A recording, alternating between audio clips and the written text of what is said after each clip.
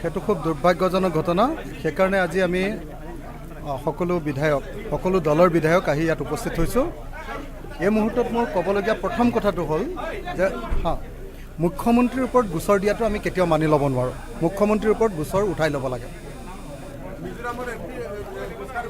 হয়, মানে অসমৰ মুখ্যমন্ত্ৰীৰ ওপৰত গোচৰ উঠাই ল'ব লাগে। এইটো আমাৰ প্ৰথম দাবী। কাৰণ আমি মুখ্যমন্ত্ৰীক কিবা কথাত সমালোচনা কৰিব পাৰোঁ, কিন্তু কোনোপধ্যে মিজোৰামে আমাৰ মুখ্যমন্ত্ৰীৰ ওপৰত গোচৰ দিয়া আমি কেতিয়াও মানি ল'ব নোৱাৰোঁ।